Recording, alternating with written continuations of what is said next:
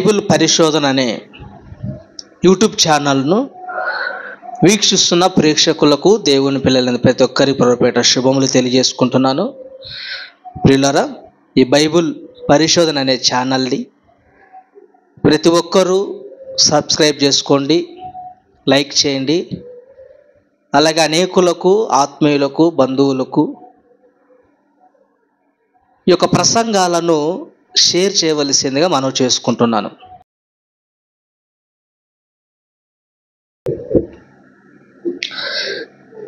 మమ్మల్ని ఎక్కిలుగా ప్రేమించిన మా కన్న తండ్రి, దయగల నాయన, ఆరాధనలోనైనా ఒక అద్భుతమైన పాఠాన్ని, మా ఆత్మీయ జీవితానికి కావలసిన కొన్ని సంగతులను ఆలోచిస్తుండగా మాకు కావలసిన జ్ఞానవాక్యులు వినిపించమని క్రీస్తు పేరిట ప్రార్థన అడుగుచున్నాం తండ్రి, ఆమేన్. కూడి వచ్చిన సంఘం అంతటికి ప్రభుపేట శుభములు తెలియజేసుకుంటున్నాను. ఇక ఈ వారం మనం ఆలోచించబోయే మన ఆత్మీయ జీవితానికి కావలసిన మరి ఒక పాఠాన్ని ఆలోచిద్దాం, నేర్చుకుందాం. పాఠం పేరు వచ్చి క్రైస్తవుని నీతి ఏమిటి? క్రైస్తవుని నీతి ఏమిటి?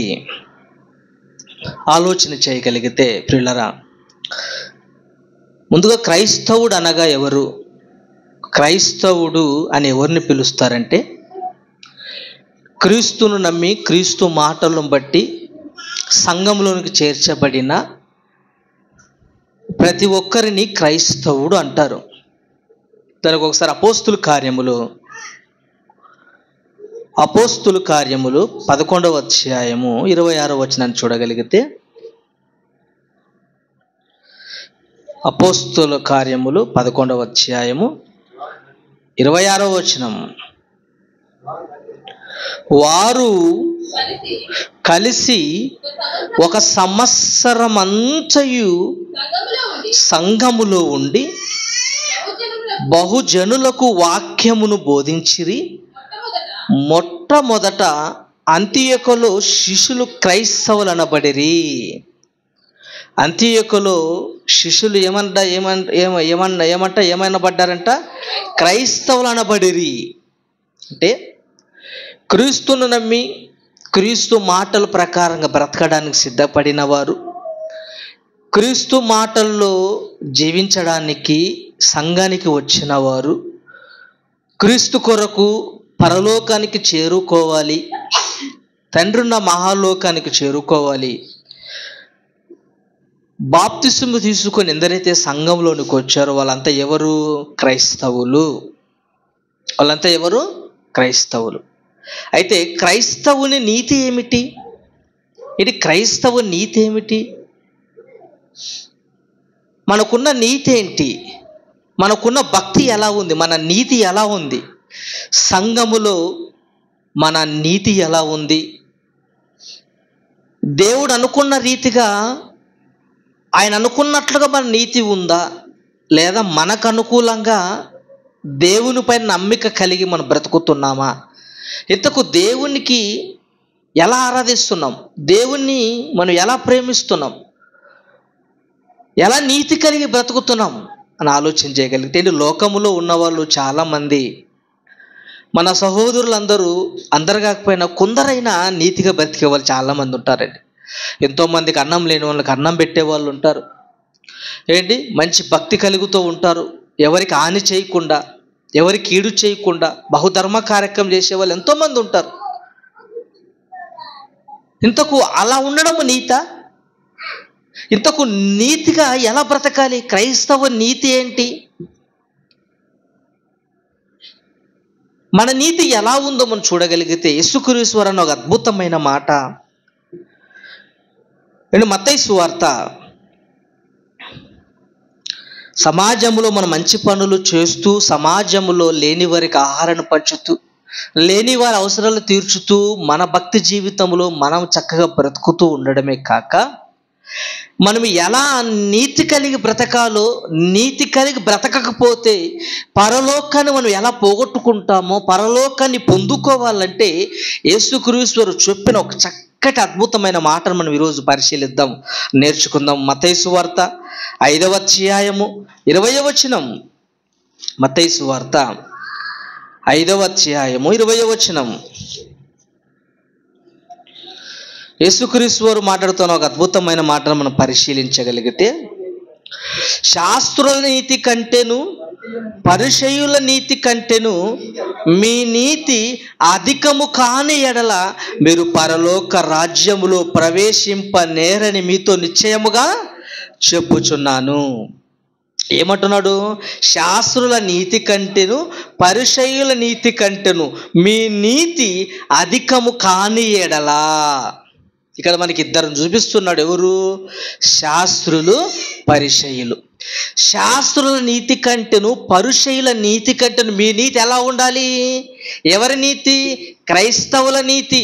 క్రీస్తును కలిగి సంఘంలో చేర్చబడిన నీవు నీ నీతి ఎలా ఉండాలంటే శాస్త్రుల నీతి కంటేను పరిసయ్యుల నీతి కంటేను నీ నీతి సమానముగా ఉండాలన్నాడు, అధికముగా ఉండాలన్నాడా? ఎలా ఉండాలంట? అధికముగా ఉండాలి. అంటే శాస్త్రుల నీతి కంటే పరిసయ్యుల నీతి కంటే వాళ్ళ నీతితో సమానంగా ఉండకూడదు, వాళ్ళ నీతి కంటే తక్కువగా ఉండకూడదు. వాళ్ళ నీతి కంటే నీ నీతి, క్రైస్తవుడుగా పిలువబడుతున్న నీవు వారి నీతి కంటే నీ నీతి అధికముగా ఉండాలి. అధికముగా ఉండాలండి. ఒకవేళ అధికముగా ఉంటే ఏమొస్తుంది అన్నాడు? చూడండి, ఏమొస్తుంది అన్నాడు? మీరు పరలోక రాజ్యంలో ప్రవేశింపలేరని మీతో నిశ్చయముగా చెప్పుచున్నాను. అంటే పరలోక రాజ్యాన్ని నువ్వు పోగొట్టుకోవాలి అంటే వారి నీతితో సమానంగా ఉంటే సరిపోతుంది, వాళ్ళ నీతి కంటే తక్కువగా ఉన్నా సరిపోతుంది. ఎందుకు? వారి నీతి కంటే నీ నీతి ఎక్కువగా ఉంటే నీకేమొస్తుంది అన్నాడు? పరలోక రాజ్యము. ఆలోచిద్దాం. ఇంతకు ఈ శాస్త్రుల నీతి ఏంటి, పరిసయ్యుల నీతి ఏంటి? ఇక్కడ ఇందులో చాలా తెగలు ఉంటాయి, చాలా వర్గాలు ఉన్నాయి. పరిసయ్యులు ఏంటి, సద్దుకయ్యులు ఏంటి, పరిసయ్యులు సద్దుకయ్యులు, వీళ్ళు చాలా తెగలు. ఈ తెగల వాళ్ళు ఏంటంటే పునరుత్థానాన్ని నమ్మే వాళ్ళు ఎవరు? పరిసయ్యులు. పునరుత్థానము లేదనే వాళ్ళు సద్దుకయ్యులు. అంటే వాళ్ళు పునరుత్థానం అనేది మనిషి తిరిగి లేస్తాడు, మరో బ్రతుకుందనేది వాళ్ళు నమ్మరు. మరో బ్రతుకుంది, చనిపోయిన తర్వాత మనిషి లేస్తాడని నమ్మేది ఎవరు? పరిసయ్యులు. అంటే ఈ శాస్త్రుల నీతి ఏంటి, పరిసయ్యుల నీతి ఏంటో మనం ఆలోచిద్దాము. తర్వాత వీళ్ళ నీతి కంటే మన నీతి ఎలా ఉంది? సమానంగా ఉందా, తక్కువగా ఉందా? ఒకవేళ వాళ్ళ నీతి కంటే మన నీతి అధికముగా ఉండాలంటే ఏమి చేయాలి? ఆలోచిద్దాం. ఒకవేళ ఈ శాస్త్రుల నీతి పరిసయ్యుల నీతితో సమానముగా ఉంటే పరలోకానికి వెళ్ళరు అన్నాడు యేసుక్రీస్తు వారు. పరలోకానికి వెళ్ళాలంటే నీ నీతి వారి కంటే ఎక్కువగా ఉండాలి. ఆలోచించేద్దాం. ఇంతకు శాస్త్రుల నీతి ఏంటి, పరిసయ్యుల నీతి ఏంటి? ఆలోచిద్దాం. ఏంటి శాస్త్రుల నీతి ఏంటి, పరిసయ్యుల నీతి ఏంటి? వాళ్ళ నీతితో మన నీతి ఎలా ఉంది? ఏంటి వాళ్ళ భక్తి ఎలా ఉంది, మన భక్తి ఎలా ఉంది? మొదటగా శాస్త్రుల నీతి పరిసయ్యుల నీతి ఏంటో మనం ఆలోచన చేయగలిగితే ఏంటి వాళ్ళ గురించి 3 సందర్భాలు ఆలోచిద్దాం. శాస్త్రుల నీతి, పరిసయ్యుల నీతి ఒక 3 సందర్భాల గురించి ఆలోచించుకొని ఈ 3 సందర్భాల్లో మన నీతి సమానముగా ఉందా, వాళ్ళ నీతి కంటే మన నీతి చాలా తక్కువగా ఉందా, వాళ్ళ నీతి కంటే మన నీతి ఎక్కువగా ఉందా అనేది మనం పరిశీలించుకుందాం. మొదటగా శాస్త్రుల నీతి, పరిసయ్యుల నీతి మనం ఆలోచన చేయగలిగితే మత్తయి సువార్త వాళ్ళ నీతి కంటే మన నీతి ఎక్కువ ఉండమన్నాడు కదా. ఇంతకు వాళ్ళ నీతి ఏంటో ఆలోచిద్దాం. వాళ్ళ భక్తి ఏంటి, వాళ్ళ జీవితం ఏంటో మనం చూడగలిగితే మత్తయి సువార్త 23వ అధ్యాయము 2వ వచనం. మత్తయి సువార్త 23వ అధ్యాయము 2వ వచనం. శాస్త్రులను పరిసయ్యులను మోషే పీఠమందు కూర్చుండువారు గనుక వారు మీతో చెప్పు వాటన్నిటినీ అనుసరించి గైకొనుడి. అయినను వారు క్రియల చొప్పున చేయకుడి, వారు చెప్పుదురే గాని చేయరు. ఎవరు? శాస్త్రులు, పరిసయ్యులు. అంటే వాళ్ళకున్న నీతి ఏంటంట, వాళ్ళ భక్తి ఏంటంట, వాళ్ళ నీతి ఏంటంటే వాళ్ళు చెప్పుదురే గాని వాళ్ళు చేయరు. ఆలోచిద్దాం. శాస్త్రుల నీతి, పరిసయ్యుల నీతి కంటే మన నీతి ఎలా ఉంది? ఇంతకు వాళ్ళ నీతి ఏందని మనం ఆలోచన చేయగలిగితే మొదటి పాయింట్ ఏంటంటే వాళ్ళ నీతి ఏంటంట, వాళ్ళు చెప్పుతురే కానీ చేయరు. చాలామంది చూస్తుంటాం, వీడండి ప్రసంగాన్ని అదరగొడతాడండి కానీ వీడు చెయ్యడు. వీడు ప్రసంగాన్ని దద్దరిల్లిస్తాడండి కానీ ఒక్క మాట కూడా తన జీవితంలో మలుచుకోడు అంటారు. అంటే చాలామంది చెప్పేవారుగా ఉన్నారు కానీ చేసేవారుగా లేరు. చెప్పేవారుగా ఉన్నారు కానీ పాటించేవారుగా చాలామంది లేరు. కానీ శాస్త్రుల నీతి, పరిసయ్యుల నీతి ఏంటంట, వీళ్ళు చెప్పుతారు కానీ వీళ్ళు చేయరు. ధర్మశాస్త్రాన్ని ప్రజలకు బాగా బోధిస్తారు. ఎలా బోధిస్తారంటే కుండను బద్దలు కొట్టినట్లుగా బోధిస్తారు. ఇది చేయాలి, మీరు అది చేయాలి, చక్కగా బోధిస్తారు కానీ వాళ్ళు మాత్రము పాటించరు. కానీ వారు చెప్పుదరే కానీ వారు చేయరు అన్నాడు యేసుక్రీస్తు వారు. అంటే వాళ్ళు చెప్పేవారుగా ఉన్నారు కానీ చేసేవారుగా లేరు. అంటే ధర్మశాస్త్రాన్ని బోధిస్తారు, చెప్పుతారు కానీ ఆచారాలన్నీ ఎవరివి? లోక సంబంధమైన క్రియలేమో లోక సంబంధమైనవి, చెప్పేవన్నీ ధర్మశాస్త్రమైన సంగతులు. ఇది వాళ్ళ క్యారెక్టర్, ఇది వాళ్ళ జీవితం. వాళ్ళ నీతి ఏంటంట, చెప్పేదేమో ధర్మశాస్త్రం గురించి చెప్తారట కానీ పాటించేదేమి లోక సంబంధమైన క్రియలను పాటిస్తారు. వాళ్ళు లోక సంబంధ క్రియలు పాటిస్తారు కనుక మొదటిది ఏంటంట, వాళ్ళు చెప్పుతారు కానీ వాళ్ళు చేయరు. ఇది వాళ్ళ నీతి. ఇక రెండో పాయింట్ గురించి ఆలోచించగలిగితే ఇదే మత్తయి సువార్త 23వ అధ్యాయము, మత్తయి సువార్త 23వ అధ్యాయము 23వ వచనం. అయ్యో వేషధారులైన శాస్త్రులారా. ఏమంటాడు? పరిసయ్యులు, శాస్త్రులు ఏమంటున్నాడు ఆయన? వేషధారులైన శాస్త్రులారా. ఎలాంటి వాళ్ళు అంటే వాళ్ళు వేషధారులండి. వాళ్ళు ఎలాంటి వాళ్ళు? గొర్రె చర్మాన్ని కప్పుకున్న తోడేళ్ళు. వాళ్ళు వేషధారులు, వాళ్ళు నటిస్తారు. ఏం చేస్తారు? వాళ్ళు నటిస్తారు. వేషధారులైన శాస్త్రులారా, పరిసయ్యులారా, మీరు పుదీనాలోను, సోపులోను, జీలకర్రలోను 10వ వంతు చెల్లించి ధర్మశాస్త్రములో ప్రధానమైన విషయములను అనగా న్యాయమును, కనికరమును, విశ్వాసమును విడిచిపెట్టితిరి. ఏం విడిచిపెట్టారంటే వీళ్ళు ఏం చేస్తారంట? శాస్త్రులు, పరిసయ్యులకు ఉన్న నీతి ఏంటంటే వాళ్ళు పుదీనాలోను 10 భాగం ఇస్తారంట, జీలకర్రలోను 10 భాగం ఇస్తారంట. ఇంకా దేంట్లో ఇస్తారంట? పుదీనాలోను, సోపులోను, జీలకర్రలోను 10వ వంతు చెల్లిస్తారు. ఇంతకు ఏవవి? అవేనండి మసాలాలు. సోపు అన్న, పుదీనా అన్న, జీలకర్ర అన్న. ఏవవి? వంటగదిలో బిర్యానీకి ఉపయోగించే, ఆహారానికి ఉపయోగించే ధాన్యాలు, ఆహారానికి ఉపయోగించే మసాలాలు అవి. అంటే వాటిలోనేమో ఖచ్చితంగా 10వ వంతు ఇస్తారంట. అంటే వాళ్ళు ఖచ్చితంగా వాళ్ళ ఇంట్లో ఉండే ప్రతి దానిలో ఏమి ఇస్తారంట? వాళ్ళు దేవునికి 10వ వంతు ఇస్తారంట. అదే నీతి అనుకుంటున్నారు వాళ్ళు. అంటే మేము మా దగ్గర ఉన్న ప్రతి దానిలో, మసాలాలోను, పుదీనాలోను, జీలకర్రలు అన్నిట్లో 10వ వంతు ఇస్తాము. కానీ 10వ వంతు ఇస్తారు కానీ ఏమి అసలైన వాటి ఏమి ఇవ్వట్లేదు. ఏమి దాచిపెట్టారంట?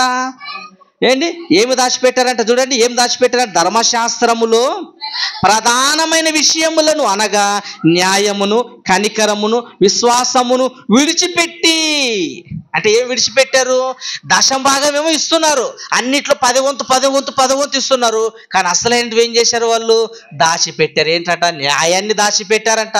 అంటే పాటించట్లేదు వాటిని, న్యాయాన్ని పాటించట్లేదు, కనికరమును పాటించట్లేదు, ఇంకేంది? విశ్వాసమును విడిచిపెట్టిరి. ఇవి విడిచిపెట్టారు. వేటిని కొనసాగిస్తున్నారు? దశంభాగం ఇవ్వడం కొనసాగిస్తున్నారు. ఇదండి వాళ్ళ నీతి. ఇది వాళ్ళ నీతి.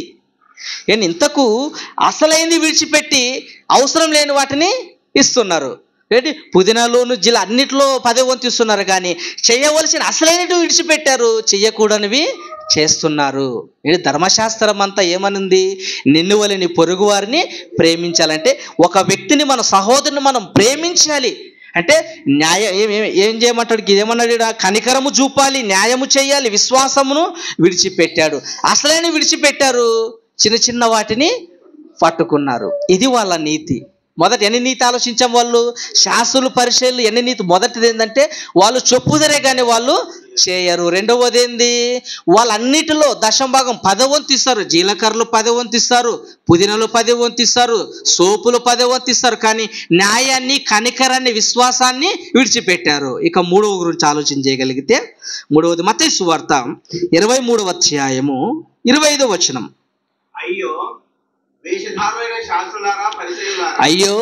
వేషధారులైన శాస్త్రులారా, పరిసయ్యులారా, మీరు గిన్నెయు పల్లెమును వెలుపట శుద్ధి చేయుదురు గాని అవి లోపల ధూపముతోను అజితేంద్రత్వముతోను నిండి ఉన్నవి. ఏం చెప్తున్నాడు ఇక్కడ? మూడవది ఏంటంటే తెలుసా? వీళ్ళకున్న నీతి ఏంటంటే అన్నిటిని శుభ్రపరుస్తారంటే. ఏం శుభ్రపరుస్తారు? వెలుపల బయట శుభ్రపరుస్తారు, లోపలేమో కంపు కొట్టుకుంటూ ఉంటుంది. బయటేమో తలతలలాడి అన్నిటి శుభ్రపరుస్తారు, లోపలేమో ఏంటి కుళ్ళుతో, కుతంత్రాలతో, ఏంటి కల్మషముతో, ఏంటి అన్నిటితో నిండిపోయి ఉంటుంది. అంటే వీళ్ళు వెలపట శుద్ధి చేస్తారు కానీ లోపల అంతరంగాన్ని శుద్ధి చేయరు.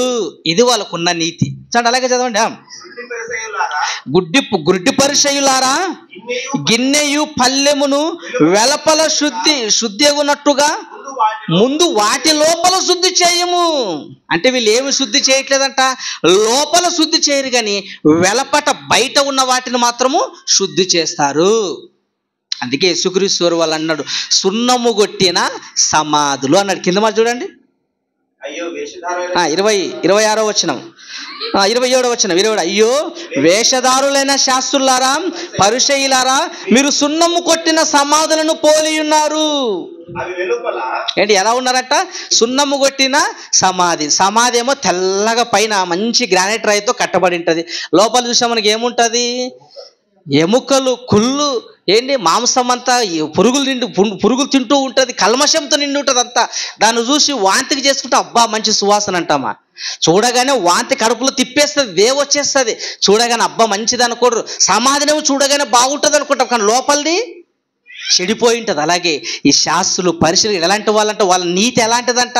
వాళ్ళు బయట మాత్రమే అలంకరించుకుంటారు, బయట మాత్రమే శుభ్రం చేస్తారు, బయట మాత్రమే పవిత్రంగా ఉండాలని కోరుకుంటారు, కానీ అంతరంగా ఉన్నదాన్ని పట్టించుకోరు, లోపల ఉన్నదాన్ని పట్టించుకోరు, లోపల ఉన్నదాన్ని శుభ్రం చేయరు, లోపల ఉన్నదాన్ని పట్టించుకోరు, బయట ఉన్న వాటినేమో శుభ్రం చేస్తారు. ఇది వాళ్ళ నీతి. ఏంటి? ఇది వాళ్ళ నీతి. ఆలోచించేద్దాం. ఇప్పుడు శాస్త్రుల నీతి, పరిచయుల నీతి 3 సందర్భాలు ఆలోచించాం మనం. ఏంటి? శాస్త్రుల నీతి, పరిచయుల నీతి ఎన్ని సందర్భాలు ఆలోచించాం మనము? 3 సందర్భాలు. మొదటి ఏంటంటే, ఒకటి వాళ్ళు చెప్పుతారే కానీ వాళ్ళు చేయరు, పాటించరు. రెండవది అన్నిట్లో 10వ భాగం ఇస్తారు కానీ చేయవలసిన ధర్మశాస్త్రంలో ఉన్న క్రియలు మాత్రం వాళ్ళు చేయరు. మూడవది ఏంది? వెలపల బయట శుద్ధి చేస్తారు కానీ అంతరంగానే వాళ్ళు శుద్ధి చేయరు. ఆలోచించేద్దాం. ఇప్పుడు వీళ్ళ నీతితో మన నీతి సమానమా? వీళ్ళ నీతి కంటే మన నీతి అధికముగా ఉండమన్నాడు, సమానంగా ఉండమన్నాడు? యేసుక్రీస్తు వారు అధికముగా ఉండాలన్నాడు. అధికముగా ఉంటే నీకేమొస్తుంది అన్నాడు? పరలోక రాజ్యాన్ని మీరు స్వతంత్రించుకుంటారు. మీరు పరలోక రాజ్యానికి వెళ్ళాలంటే ఈ శాస్త్రుల నీతి కంటే, పరిశీలన నీతి కంటే అధికముగా ఉండాలన్నాడు. ఇప్పుడు ఆలోచించేద్దాం. వీళ్ళ నీతి ఇది ఏంటి? దీని ప్రకారంగా ఆలోచించుకుంటే వీళ్ళే నయం అనిపిస్తుంది. అంటే వీటి ప్రకారంగా చూస్తే వీళ్ళ నీతే బాగుందేమో కానీ మన నీతి దర్దాపుల్లో కూడా రావటం లేదు. అంటే ఆలోచించుద్దాం. మన విశ్వాసాన్ని మనం పరీక్షించుకుందాం. మన నీతి జీవితాన్ని, మన భక్తి ఎలా ఉంది? వీళ్ళ నీతితో సమానముగా ఉందా? వీళ్ళ నీతి కంటే తక్కువ ఉందా? వీళ్ళ నీతి కంటే ఎక్కువ ఉందా? ఆలోచించేద్దాం. ఏంటి? ఆలోచించేద్దాం. ఇప్పుడు మొదటి దాని గురించి ఆలోచిద్దాం. మొదటిది ఏంది? శాస్త్రుల నీతి, పరిశీలన నీతి. మొదటిది ఏంది?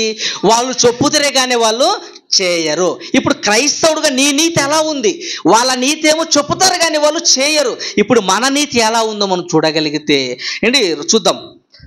రోమపత్రిక 2వ అధ్యాయం 21-22. రోమపత్రిక 2వ అధ్యాయం 21-22. రోమపత్రిక 2వ అధ్యాయము 21-22. ఎదుటి వానికి బోధించు, నీకు నీవే బోధించుకొనవా? దొంగిల్ల వద్దని ప్రకటించు నీవు దొంగిల్లదవా, వ్యభిచరించవద్దని చెప్పు, నీవు వ్యభిచరించెదవా. చూడండి చెప్తున్నాడు, ఏం చెప్తున్నాడు, ఎలా ఉండాలంటే మన నీతి, వాళ్ళ నీతి వాళ్ళు చెప్పుతారే కానీ వాళ్ళు చేయరు. మనం ఎలా ఉండాలి, ఎదుటి వాళ్ళకి బోధించి నీకు నీవే బోధించుకున్నావు. అంటే నువ్వు దేవుని మాటలు ఏవైతే సమాజానికి బోధిస్తున్నావో ముందు ఆ మాటలు నీ జీవితంలో అవి కనపడాలి. ఆ మాటలకు అనుకూలంగా నీ బ్రతుకుండాలి మొదట. ఏంటి చాలామంది చెప్తారు కానీ వాళ్ళు చేయరండి. తాగొద్దు అంటాడు అంతే పాస్టర్ గారు, ఈయనేమో రాత్రి తాగుతూ ఉంటాడు. చాలామంది అంటే తాగొద్దని చెప్పే నీవు తాగుతావేంటి? వ్యభిచారం చేయొద్దని ప్రసంగాలు ఎరగదీస్తారంతే. ఇంకా సంఘంలో వ్యభిచారించకూడదు, వ్యభిచారించి పాపం అంటాడు, ఈయనేమో వ్యభిచారం చేస్తూ ఉంటాడంటే చెప్పే నీకు నీవే బోధించుకోవాలి. ఇదండి మన నీతి. అంటే మనం చెప్పేవారుగా ఉండకూడదు. ఎలా ఉండాలంట, చేసేవారుగా ఉండాలి. మన జీవితంలో చెప్పే మాటల్ని అనువదించుకోవాలి. అంటే మన నీతి ఎలా ఉండాలి, చెప్పడం వరకు ఆగిపోకూడదు, క్రియల ద్వారా మన నీతి మనము కనపరచాలి. అది మన నీతి. ఏంటి, వ్యభిచరించద్దు, దొంగిలవద్దని చెప్పడం కాదు, చెప్పే నీవు అలా ఉన్నావో లేదో నీవు చూసుకోవాలి. అదండి మన నీతి. గనక మన నీతి ఎలా ఉండాలి తెలుసా, చెప్పేవారుగా కాదు చేసేవారుగా ఉండాలి. అందుకే యేసుక్రీస్తు వారు ఆయన ఏ మాటలు చెప్పినా చెప్పేవాడుగా లేడు, చేసేవాడుగానే జీవితం మనకి కనపడింది. కనపడి పౌలు గారు అందుకే నేను ప్రకటించిన తర్వాత ఎక్కడ ప్రశ్న అయిపోదునని ఏం చేశాడంట, ఆయన తన శరీరాన్ని నలగొట్టుకున్నాడు. ఎందుకు నలగొట్టుకున్నాడు, చెప్పే నేను పొరపాటున తప్పు చేశాను అనుకో, ఏమైపోతుంది, నేను చెప్పేవారుగానే ఉంటాను తప్ప చేసేవారుగా లేను. గనక నేను చెప్పేవానిగా ఉంటే పరలోకాన్ని వెళ్ళలేను, చేసేవారుగా ఉంటే నేను పరలోకాన్ని పొందగలను. గనక చెప్పేవారుగా మనం ఉండకూడదు, చేసేవారుగా మనము ఉండాలి. అందుకే పౌలు గారు తన శరీరాన్ని నలగొట్టుకున్నాడు. మనము కూడా మన క్రియలు ఎలా ఉండాలి, మన నీతి ఎలా ఉండాలంట, చెప్పేవారుగా ఉండకుండా ఏం చేయాలి, ఏంటి, చేసేవారుగా మనము ఉండాలి. ఇది మొదటి పాయింట్. ఇప్పుడు వాళ్ళ శాస్త్రుల పరిచయాల నీతి ఏమో చెప్పేవారుగా ఉన్నారు, మనము చేసేవారుగా ఉండాలి. ఏంటి, ఇప్పుడు మొదటి పాయింట్ ఆలోచించి ఏంటి, శాస్త్రుల నీతి, పరుషైల నీతి. మొదటి పాయింట్ ఏం ఆలోచించాము, వాళ్ళు చెప్పుతారు కానీ వాళ్ళు చేయరు. మనం ఎలా ఉండాలంట, మన నీతి ఎలా ఉండాలి, వాళ్ళ నీతి కంటే మన నీతి అధికముగా ఉండాలి. కనుక మనం చెప్పేవారికి ఆగిపోకూడదు, చేసేవారుగా మనము ముందుకెళ్ళాలి. ఇది మొదటి పాయింట్. రెండో పాయింట్ గురించి ఆలోచించగలిగితే, రెండో పాయింట్ ఏంది, వారు ప్రతి దాంట్లో 10వ భాగం ఇస్తారు. దేంట్లో ఇస్తారంట, ఏంటి, ప్రతి దాంట్లో పుదీనాలోను, సోపులోను, జీలకర్రలోను ప్రతి దాంట్లో 10వ భాగం ఇస్తారు. ఏంటి, మనం 10వ భాగం ఇస్తున్నామా? ఏంటి, మన సంఘములో దశమ భాగాలు అనేవి లేవు. అయితే శాస్త్రుల పరిశీలన అంటే దశమ భాగం 10వ వంతు ఇస్తారు కానీ చేయవలసిన అతి ప్రాముఖ్యమైన విషయాల్ని పక్కన పెట్టారు. ఏంటది, న్యాయము, నీతి, విశ్వాసము, కనికరము, వీటిని పక్కకు పెట్టారు. కానీ ఈ చిన్న వాటిలో 10వ భాగం ఇచ్చి చేతులు దులుపుకుంటున్నారు. అంటే చాలామంది కూడా ఎలా ఉన్నారంటే ఈ శాస్త్రుల పరిచయాల మాదిరిగా ఉన్నారండి మన సంఘాలలో కూడా. ఎందుకంటే ఏదో దేవుని దగ్గరకు వచ్చి 10 రూపాయలు కానుక వేసి ఏదో దశమ భాగాలు నెల దశమ భాగాలు ఇచ్చి చేయవలసిన నీతి క్రియలు చేయకుండా మాటల ప్రకారం బ్రతకకుండా పోతున్నారు. కానీ దశమ భాగం ఇచ్చి దులుపుకునే వాళ్ళు చాలామంది మనకి కనపడతారు సంఘాల్లో. అంటే దేవుని మందిరం డబ్బు ఇస్తే సరిపోతుందా? నీ క్రియలు బాగుండాలి కదా, నీ భక్తి ఎలా ఉంది, నీ నడవడికి ఎలా ఉంది, నీ జీవితం ఎలా ఉంది, నీ క్రియలు నీ భక్తి ఉంటేనే తప్ప అవి నువ్వు ఇచ్చినా కూడా సరిపోవు. నువ్వు ఇచ్చినా ఒకటి ఇవ్వకపోయినా వేస్టే. కానీ అసలైంది ఏంది, నీ భక్తి నీ జీవితం సక్రమంగా ఉండాలి దేవుని దగ్గర. గనక వీళ్ళు ఎలా ఉన్నారంట, వీళ్ళు న్యాయంగా ప్రవర్తించట్లేదంట, ఏంటి, కనికరము చూపట్లేదంట, విశ్వాసము చూపట్లేదంట. కానీ ఏమి ఇస్తున్నారు, నెల అయ్యేసరికి దశమ భాగాలు ఇస్తున్నారు. కానీ మనం అలా ఉండకూడదు. ఎలా ఉండాలి, మనం ఎలా ఉండాలంటే ప్రియమైన ఓ మాట చూడండి, ఓ మాట అపోస్తుల కార్యములు 4వ అధ్యాయము 32వ వచనం నుంచి. అపోస్తుల కార్యములు 4వ అధ్యాయము 32వ వచనం నుంచి, విశ్వసించిన వారందరూ ఏక హృదయముతో ఏకాత్మయు గలవారయుండిరి, ఎవడును తనకు కలిగిన వాటిలో ఏదియు తనది అనుకొనలేదు. వారికి కలిగినదంతయు వారికి సమష్టిగా ఉండెను. అంటే ఏం చేశాడు? ప్రారంభములో క్రైస్తవులు సంఘం ఏం చేసిందని తెలుసా? ఈ శాస్త్రులు పరిచయాల మాదిరిగా 10వ భాగం ఇవ్వలేదు. ఏమి ఇచ్చారంట? వాళ్ళు కలిగిన సమిష్టిలో సమస్తము ఇచ్చారట. అంటే ఎలా ఇచ్చారు? వాళ్ళ దగ్గర ఎంతుంటే అంత దేవునికి వాళ్ళు ఇచ్చేశారు. వాళ్ళ దగ్గర ఎంతుంటే సమస్తాన్ని తీసుకొని అపోస్తుల పాదముల యొద్ద వాళ్ళు పెట్టినట్లుగా ప్రారంభం సంఘం మనకి కనపడుతుంది. అంటే నువ్వు ఎలా ఉండాలి? చాలామంది మనోళ్ళు చూడండి, మన సంఘస్థులు అయ్యో మాకు దశమ భాగాలు అని చాలా సంతోషపడుతుంటారు. దశమ భాగం కాదు ఇవ్వాల్సింది. ఇప్పుడు ఎలా ఇవ్వాలి? శతమ భాగం ఇవ్వాలంటే దశమ భాగము కంటే మరీ ఎక్కువగా ఇవ్వాలి. వాళ్ళు ఏమి ఇస్తున్నారు? దశమ భాగం ఇస్తారు. ఇప్పుడు వాళ్ళ నీతి కంటే మన నీతి ఎక్కువ ఉండాలంటే ఏం చేయాలి మనము? వాళ్ళు 10% ఇస్తే మనం ఎంత ఇవ్వాలి? ఎక్కువ కాదు, 10% కాదు, మనతో ఉన్న సమష్టి మొత్తము దేవునికి మనము ఇవ్వాలి. అవసరమైతే మనమే దేవునికి ఏం చేయాలి? మన దేహాన్ని దేవునికి సమర్పించుకోవాలి. చూడండి, ఇక్కడికి వద్దాం, మరలా ఇక్కడికి వద్దాం. రోమపత్రిక 12వ అధ్యాయం 1వ వచనం. మళ్ళీ ఇక్కడికి వద్దాం. రోమపత్రిక 12వ అధ్యాయం 1వ వచనం. కాబట్టి సహోదరులారా, పరిశుద్ధమును దేవునికి అనుకూలమునైన సజీవ యాగముగా నీ శరీరములు ఆయనకు సమర్పించుకొనడి. ఏమి సమర్పించుకోవాలి? నెల దశమ భాగాలు కాదు, నీ దేహాన్ని దేవుని కొరకు సమర్పించుకో. ఇది మన బోధ. నీ దేహాన్ని సమర్పించుకోవాలి. నువ్వు నెల దశమ భాగాలు ఏమైపోయినా పర్లేదు అనుకోకూడదు. సేవకుడు చాలా మంది అలాగే ఉన్నారండి. నెల అయ్యేసరికి ఇంటికి వెళ్ళి దశమ భాగాలు తీసుకొచ్చుకుంటారు, మరలా వచ్చే నెలకే పోతారు తప్ప వాళ్ళు భక్తిగా ఉన్నారా, వాళ్ళు ఎలా ఉన్నారు, విశ్వాసం ఏంటి, ఇది ఆలోచన చేయరు. ఎప్పుడైనా కూడా ఏం చేయాలి తెలుసా? మనం వాళ్ళ భక్తి జీవితాన్ని దేవునికి అనుకూలంగా ఉందా లేదా ఇది చూడాలి మనం. కానీ దేవునికి ఏమంటున్నాడు? సజీవంగా మీ శరీరాలను ఇవ్వండి, మీరు సంపాదించేది కాదు నాకు కావాల్సింది. ఇప్పుడు మీ శరీరమే నాకు కావాలి, మీ భక్తి జీవితం నాకు కావాలి, మీ క్రియలు కావాలి, మీ భక్తి జీవితం, సంఘములో మీ జీవితం ఎలా ఉంది అది కావాలండి దేవునికి. కనుక మనమిచ్చే 10% కాదు దేవునికి, అంతకంటే ఎక్కువ ఏమి ఇవ్వాలి? ఈ శరీరంతో సంపాదించే ధనము కాదు, ఈ శరీరాన్ని దేవునికి మనము ఇవ్వాలి. చూడండి, ఇక్కడికి వచ్చేయండి. అపోస్తుల కార్యములు 4వ అధ్యాయం 32వ వచనం. ఇంత చదివిన మాట. విశ్వసించిన వారందరూ ఏక హృదయమును ఏకాత్మయు ఎవడును తనకు కలిగిన వాటిలో ఏదియు తనదని అనుకోలేదు. వారికి కలిగినదంతయు వారికి సమిష్టిగా ఉండెను. ఇదియుగాక అపోస్తులు బహుబలముగా ప్రభు అయిన యేసు పునరుత్థానమును గూర్చి సాక్ష్యమిచ్చిరి. దైవ కృప అందరి యందు అధికముగా ఉండెను. ఇక్కడ చూడండి 34వ వచనం. భూములైనను ఇండ్లనైనను కలిగిన వారందరూ వాటిని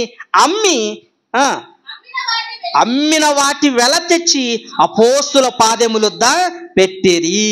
అంటే నువ్వు క్రైస్తవుడికి ఇవ్వాల్సిందేం తెలుసా? దశమభాగం కాదయ్యా. అవసరమైతే దేవుని కొరకు సంఘములు జరిగే కార్యక్రమాల కొరకు ఏం చేయాలి? నీకున్నదంతా నీవు ఇవ్వాలి. నీకున్నదంతా ఇవ్వాలండి. 10% కాదు ఇవ్వాల్సింది. ఏమి ఇవ్వాలి? మనకు కలిగిన దాంట్లో దేవుడు మనకు మంచి ఉద్యోగం ఇచ్చాడు, దాంట్లో దేవుని కొరకు ఏదైనా చెయ్యాలి సంఘానికి. ఈరోజు చూడండి, చాలామంది సంఘానికి తప్పకుండా దశమ భాగాలు ఇస్తారు, కానీ ఆ దశమ భాగాల ద్వారా దేవునికి ఏమైనా ఉపయోగపడుతుందో ఒకసారి ఆలోచించాలి. నువ్వు ఇచ్చే దశమ భాగము దేవునికి ఏమైనా ఉపయోగపడుతుందో, దైవజనునికి పాస్టర్ గారికి ఉపయోగపడుతుందో ఆలోచించాలి. ఈరోజు చూడండి, ఎంతోమంది దశమ భాగాలు కొల్లుకొని వాళ్ళ లగ్జరీ జీవితాలు ఎంజాయ్ చేస్తున్నారు, కానీ దేవుని పని ఒక్కటి కూడా జరగడం లేదు. ఒకవేళ నువ్వు దశమ భాగాలు ఇస్తున్నావా, ఆ దశమ భాగం దేవుని కార్యక్రమాలు ఏమైనా జరుగుతుందనేది మనం ఆలోచించుకోవాలండి. ఈరోజు చూడండి, మన పిల్లలు దేవుని పని అనగానే వాళ్ళ దగ్గర ఉన్నా లేకపోయినా అన్న నా వంతుగా దేవుని కొరకు ఇది వాడనట్టు. ఇదండి కావాల్సిన దేవునికి. నువ్వు ఇచ్చే దశమ భాగం కాదు దేవునికి, నీ ద్వారా దేవుని కార్యక్రమాలు జరుగుతుందా లేదా అది కావాలి ముఖ్యమైనది. నీ ద్వారా దేవుని పని ముందుకెళ్తుందా లేదా అది చూస్తాడు దేవుడు. అంటే ప్రతి పనిలో మనం ఏం చేయాలి? పాలుభాగస్తులం అవ్వాలండి. సో ఇంకొక మాట చూద్దాం. కొరింథీయులకు రాసిన 2వ పత్రిక 8వ అధ్యాయము 2-3 వచనాలు. కొరింథీయులకు రాసిన 2వ పత్రిక 8వ అధ్యాయము 2-3-4 వచనాలు. ఎలాగనగా వారు బహుశ్రమల వలన పరీక్షింపబడగా అత్యధికముగా సంతోషించి మరియు వారు నిరుపేదలైనను, ఎవరంట? నిరుపేదలంట. నిరుపేదలైనను వారి దాతృత్వము బహుగా విస్తరించింది. ఎవరి దాతృత్వం విస్తరించింది? పేదవాళ్ళనండి. ఇప్పటికీ మన సంఘం ఏమి ఉన్నోళ్ళం కాదు, మన సంఘంలో ఉద్యోగస్తులు కాదు, పెద్ద పెద్ద ఎంప్లాయీస్ మన దగ్గర ఏమీ లేరు. చిన్న చిన్న పనులు చేసుకుని పేదవాళ్ళైనా కానీ కార్యక్రమాలు ఎలా జరుగుతున్నాయి? బాగా జరుగుతున్నాయండి. మన నెల నెల సెమినార్ అయితేనేమి ఎన్ని కార్యక్రమాలు చేయగలుగుతున్నటువంటి కారణం ఏంటి? మనలో పేదవాళ్ళైనను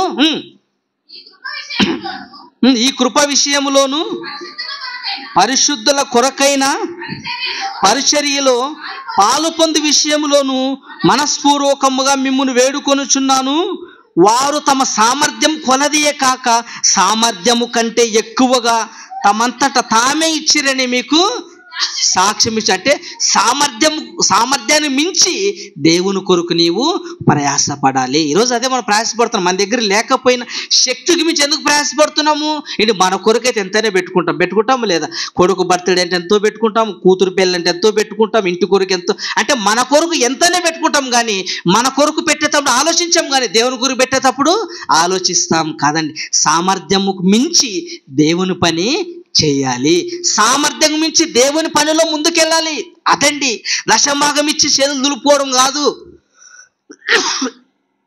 ఒకవేళ దశభాగం ఇచ్చి చేతులు దుడుపుకునే వాడవైతే నువ్వు ఎవరికి చెందిన వాడవు? శాస్త్రులు పరిశీల నీతికి చెందిన వాడవు. కానీ వాళ్ళ నీతి కంటే నీ నీతి అధికంగా ఉండాలంటే నువ్వేం చేయాలి? దేవుని పనిలో శక్తికి మించి నువ్వు ప్రయాసపడాలి. దేవుని పని అనగానే శక్తికి మించి ప్రయాసపడాలి. అప్పుడే నీకేమొస్తుంది? శాస్త్రుల నీతి కంటే పరిశీల నీతి కంటే నీ నీతి అధికముగా ఉండమన్నాడు. ఇప్పుడు ఎన్ని పాయింట్లు ఆలోచించాం మనము? 2 పాయింట్లు. మొదటిది ఏంది? వాళ్ళు చెప్పుతారు కానీ వాళ్ళు చేయరు. మనం ఎలా ఉండాలి? చెప్పేవారుగా ఉండకుండా చేసేవారుగా క్రియలు మన ద్వారా కనపడాలి. రెండవది ఏంది? వాళ్ళు అన్నిట్లో 10వ వంతు ఇస్తారు. జీలకర్రలో 10వ వంతు ఇస్తాడు, సోపులో 10వ వంతు ఇస్తాడు, ఏంటి అన్నిట్లో 10వ వంతు ఇస్తారు. కానీ ఏం దాచిపెట్టారు వాళ్ళు? న్యాయాన్ని పాటించరంట, నీతిని పాటించరు, విశ్వాసమును పాటించరు, క్రియల్ని ఏమి పాటించరు, కనికరము ఏది చూపరు. మనం ఎలా ఉండాలి? దశభాగముకు మించిన భాగం మనము దేవుని పనిలో ప్రయాసపడాలి. దశమ భాగము కాదు, శతమ భాగం కాదు, మన జీవితాన్ని దేవుని కొరకు మనము అర్పించుకోవాలి. దశమ భాగం ఇచ్చి మందిరానికి ఇచ్చి వెళ్ళిపోవడం కాదు, అవసరమైతే మన ప్రాణాలు సైతం దేవుని కొరకు మనము అర్పించాలి. అది ప్రభువు నేర్పిన మనకి నీతి, ప్రభువు మనకు చూపిన మార్గం అది. అలా మన నీతి ఉండాలంటే దేవుని కొరకు ఇచ్చేవాడుగా దేవుని కొరకు మరణించడానికి కూడా నువ్వు సిద్ధపడాలి. అది మన నీతి. అంటే వాళ్ళ నీతి కంటే మన నీతి ఎక్కువగా ఉండాలన్నాడు. నేను ఆలోచిద్దాం, ఉందా మన నీతి అలా? గనక మన వారి కంటే మన నీతి ఎక్కువగా మనము ఉండాలి. ఇప్పుడు 3వ పాయింట్ గురించి ఆలోచన ముగించుకుందాం. 3వ పాయింట్ ఏంది? వారు వెలపట బయట శుభ్రం చేస్తారు కానీ లోపల దాన్ని పట్టించుకోరు. కనుక మనం ఎలా ఉండాలి? బయట వేషధారణ, బయట శుభ్రం చేసేవారుగా మనం ఎప్పటికీ ఉండకూడదు. అంతరంగాన్ని గురించి ఆలోచించాలి, లోపల హృదయాన్ని గురించి మనం శుద్ధిగా దాన్ని ఉంచుకోవాలి. యేసుక్రీస్తుల వారు భోజనానికి కూర్చున్నప్పుడు ఏం జరిగిందో మాట చూడగలిగితే లూకాసు వార్త 11వ అధ్యాయము, లూకాసు వార్త 11వ అధ్యాయము 37వ వచనం నుంచి. లూకాసు వార్త 11:37. ఆయన మాటలాడుచుండగా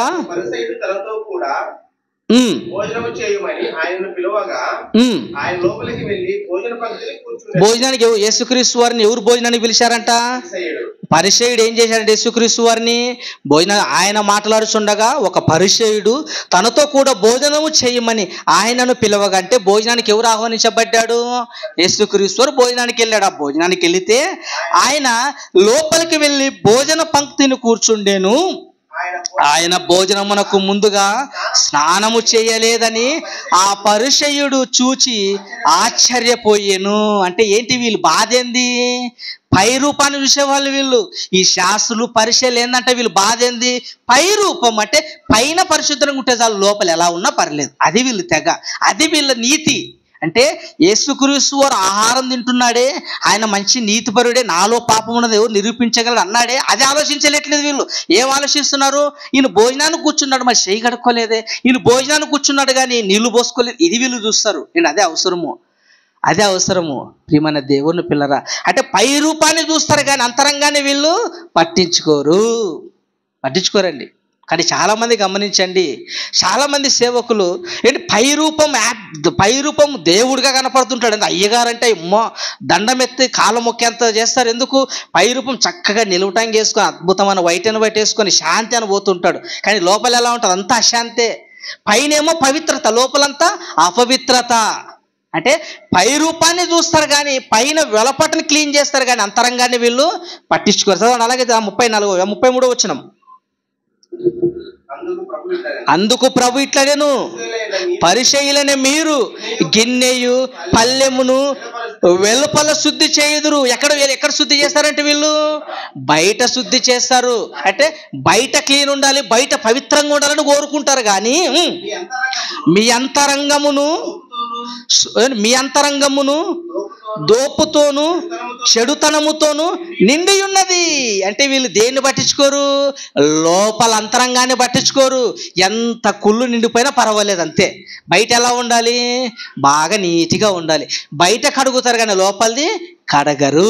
అసలైంది బయట, లోపల ఆత్మశుద్ధిగా ఉండాలి, అంతరంగం శుద్ధిగా ఉండాలి. అంతరంగాన్ని శుద్ధిగా ఉంచుకోవాలని యేసుక్రీస్తు. మీరు ఎలా ఉన్నారంట?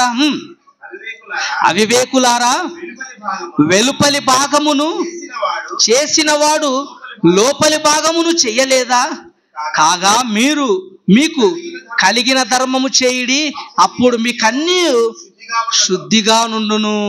అంటే వీళ్ళు ఎలా ఉన్నారంట? శాస్త్ర పరిశీలన ఎలా ఉన్నారంట అంటే వెలుపట బయట శుభ్రంగా ఉండాలని కోరుకుంటాడు కానీ బయట గురించి ఆలోచిస్తారు కానీ అంతరంగాన్ని గురించి వీళ్ళు ఆలోచించరు. అది వాళ్ళ నీతి. అంటే మన నీతి ఎలా ఉండాలో చూడగలిగితే మత్తయి సువార్త 5:8 వచనంలో ఏముందంటే, హృదయ శుద్ధి గల వారు ధన్యులు, వారు దేవుణ్ణి చూచెదరు. అంటే హృదయము శుద్ధిగా ఉండాలి. కానీ మన వాళ్ళు శాస్త్ర పరిచయాలు దేని గురించి ఆలోచిస్తారు? బయట శుద్ధి గురించి ఆలోచిస్తారు కానీ హృదయ అంతరంగం లోపల ఉన్న శుద్ధిని గురించి వీళ్ళు ఆలోచించట్లేదు. లోపల అంతరంగాన్ని గురించి ఆలోచించట్లేదు కానీ వెలపట్టు ఉండే శుద్ధి గురించి ఆలోచిస్తారు. కానీ మన నీతి వాళ్ళ నీతిగా మనం బయట శుభ్రంగా బయట గురించి మనం ఆలోచిస్తే మన నీతి వాళ్ళతో హృదయ శుద్ధి గల వారు ధన్యులు, వారు దేవుణ్ణి చూసినారంటే శుద్ధిగా దేన్ని ఉంచుకోవాలి? వెలపట అంతరంగాన్ని, హృదయాన్ని శుద్ధిగా ఉంచుకోవాలి తప్ప వీళ్ళు దేని గురించి ఆలోచిస్తారు? బయట ఉండే శుద్ధిని గురించి వీళ్ళు ఆలోచిస్తున్నారు. బయట ఉండే దాని గురించి ఆలోచిస్తారు కానీ అంతరంగాన్ని గురించి వీళ్ళు ఆలోచించట్లేదు. అంటే మన నీతి ఎలా ఉండాలి? లోపల ఉండే దాన్ని హృదయం నీతిగా ఉంచుకోవాలి, హృదయాన్ని శుద్ధిగా ఉంచుకోవాలి. మన భక్తి బాగుండాలి. ఏంటి? వెలపట గురించి ఆలోచించకూడదు, అంతరంగాన్ని గురించి మనము ఆలోచించాలి. నేనేమైనా పవిత్రున్నా, నేనేమైనా పాపం చేసావని హృదయంలో కల్మషం నిండుకుపోయింది, ఇది ఆలోచించాలి. నేను ఇంకో మాట చూద్దాం. మార్కు సువార్త 7వ అధ్యాయము 4వ వచనం ముగించుకుందామండి. మార్కు సువార్త 7వ అధ్యాయం 4వ వచనం. మార్కు సువార్త 7వ అధ్యాయం 4వ వచనం. మార్కు సువార్త 7వ అధ్యాయం 4వ వచనం. మరియు వారు సంత నుండి వచ్చినప్పుడు నీళ్లు చల్లుకుంటేనే గాని వారు భోజనము చేయరు.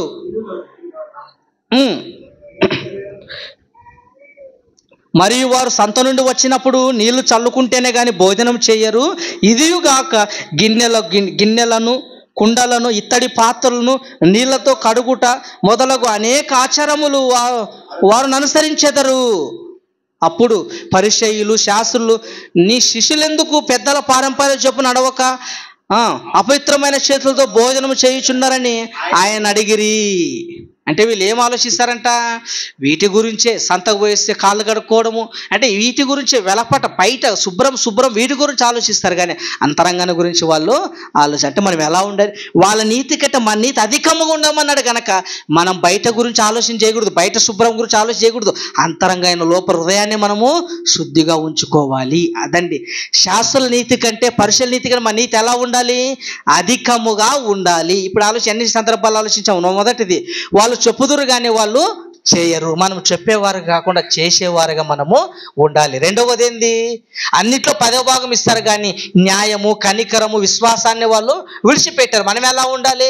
దేవుని కొరకు 10వ భాగమే కాదు కానీ అవసరమైతే మన దేహాన్ని దేవుని కొరకు ఖర్చు పెట్టి దేవుని కార్యక్రమంలో ఉన్నదానికంటే మరీ ఎక్కువగా మనము దేవుని పనిలో ప్రయాసపడుతూ మన జీవితాన్ని దేవుని కొరకు మనము సమర్పించుకోవాలి. మూడవది, వాళ్ళు వెలపట్ల శుద్ధి చేస్తారు, వెలపట్టు ఉండే దాని గురించి ఆలోచిస్తారు కానీ అంతరంగాన్ని ఉన్న శుద్ధి గురించి, అంతరంగాన్ని లోపల ఉన్న పరిశుద్ధమైన దాని గురించి వాళ్ళు ఆలోచించరు. మనం ఎలా ఉండాలి?